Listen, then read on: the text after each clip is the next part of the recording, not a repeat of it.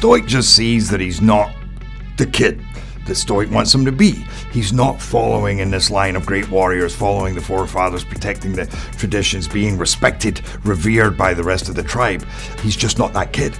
I just love those sorts of stories where there's a coming together of these two very disparate, a boy and a beast,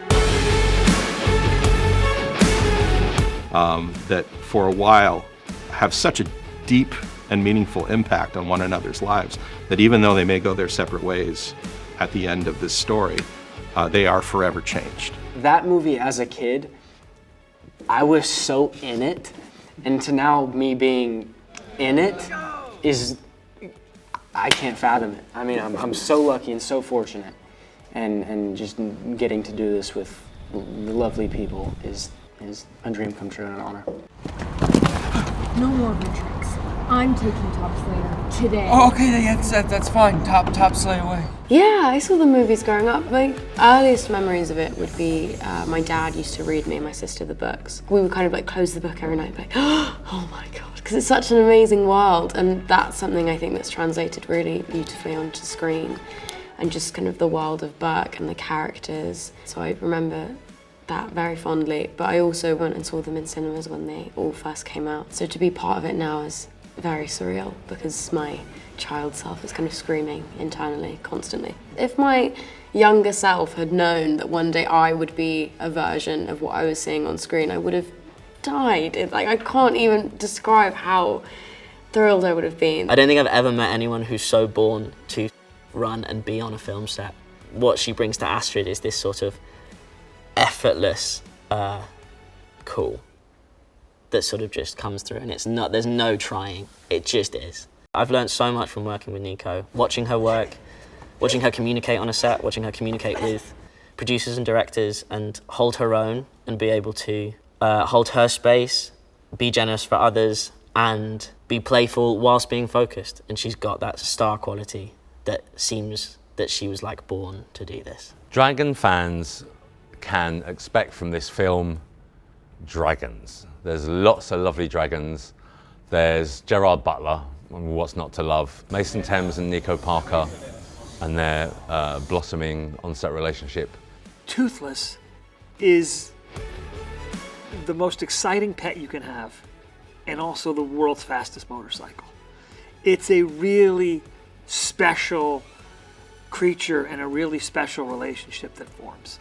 And you don't ride a motorcycle, you drive a motorcycle. And we thought a lot about, but a motorcycle's not alive. So we really don't think that you just sit on the back of these beasts and go. We think of Hiccup and Toothless as co-pilots.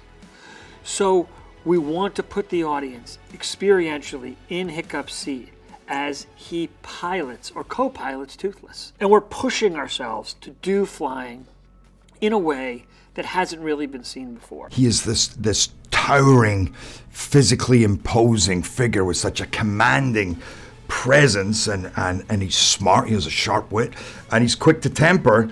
But more than anything, he is about, with all that wildness, he is a man who is about the book, about upholding the traditions and the values and the customs of the tribe. He fiercely protects them and their way of life. And that's hugely important to him.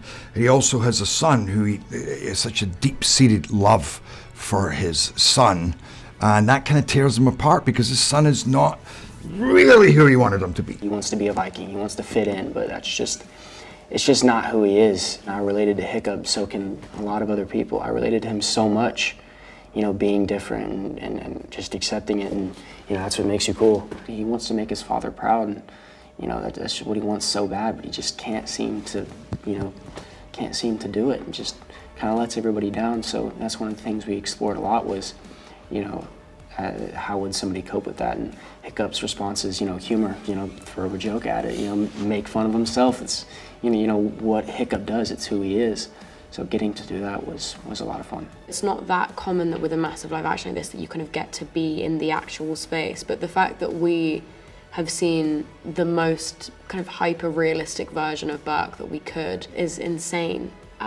Going into the arena for the first time, I remember Dean was like, when we were shooting this like massive wide of us stepping in, and it's so vast and amazing. And I remember Dean being like, really like amp up how cool this is, and walking in and we were like, we don't need to do that, it's really cool. It's the exact same thing for The Village, because you go in and just immediately you're actually in it. As an actor, it's the dream. To be able to watch it on the big screen and see these dragons and characters that you love come to life, and being able to just be like, oh yeah, it's the same energy and it's the same vibe from the animations, just put into a world that is real, that is raw, that is chaotic, and it's just so amazing. Mason as Hiccup is so perfect.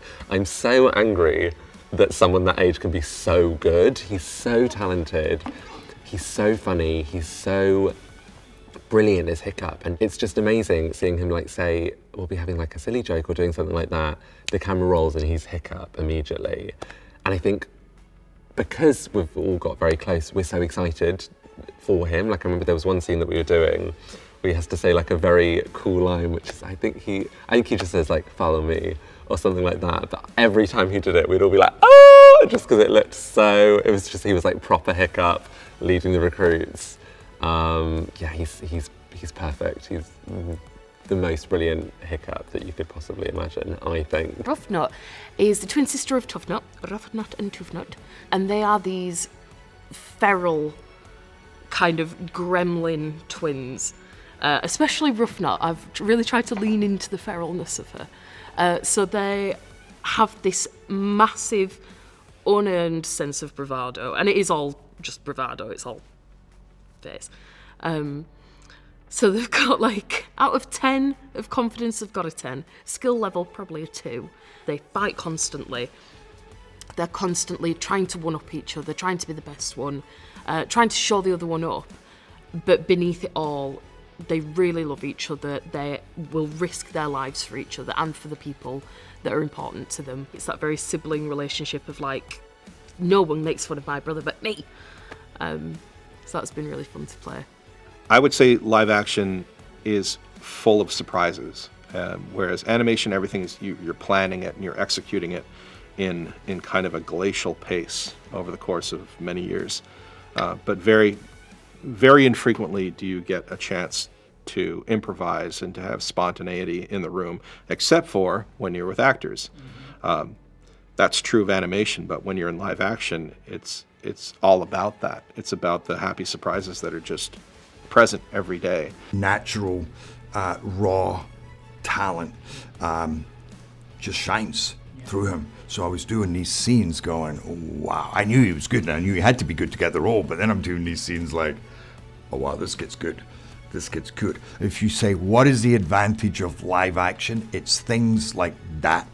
Getting to see a fresh take on Hiccup with a brilliant actor who can really represent Hiccup, and we get that coming of age story, we get his challenges, we get his cockiness and humor and his oddball kind of weirdness, but still trying his best to, how you, like you say, how does Hiccup fit in this tribe, and how does he become cool in front of his friends, but how does he also stick to who he thinks he is and what he knows he has to offer? How does he do that in the eyes of his father, who he really wants to please? They have these speakers so they can talk to everybody, and they put on Test Drive, and the music started playing, and everything just changed. I mean, like, the old action, the song was playing and I was on the dragon, and that moment was so special and so magical. I mean, you're on a crazy dragon, and the mechanism, the gimbal of it is so advanced and sometimes kind of scary, but it's really cool.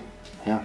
He's so knowledgeable of the world of Berk, and it really is, you can kind of go to him with any question about any of it and he knows, and there's something so brilliant about having the person at the helm of the ship, so to speak, be so tapped into it. And it really feels like everything that he does and every decision that's made is just so abundantly filled with love and care towards the original and towards the characters, and authentic to what it is, and it kind of bleeds into every facet of our work and the work from the crew and everyone around us. So he's been so amazing to work with, and he also is just like ridiculously lovely. We reimagined Toothless as kind of a ghost in the Viking world. No one had ever seen one. You hear it coming. It has a very distinctive sound. It has a very distinctive attack. and the destruction is always devastating. But the only real glimpse that you get of the dragon is how it blots out stars when it flies across the night sky.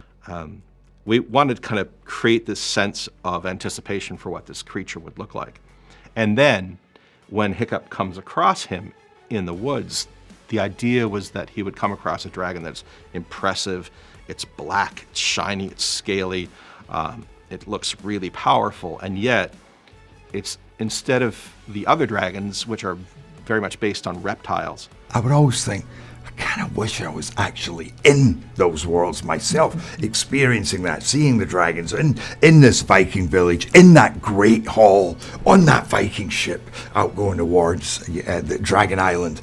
And now I had the opportunity to do that, to live and breathe Stoic, and to fight those dragons for real, and to look in the eyes of my son and experience so many emotions and feel that so truthfully, and know that that's a whole new How to Train Your Dragon that we're bringing to the world. Nico is such a sweet person and such an incredible actress, and I don't think I could have done it without her. And I don't even know where to begin. She just has this energy to her. You want to be around her, you want to be her friend. She's so humble, so kind, so caring, and I'm glad to call her a friend.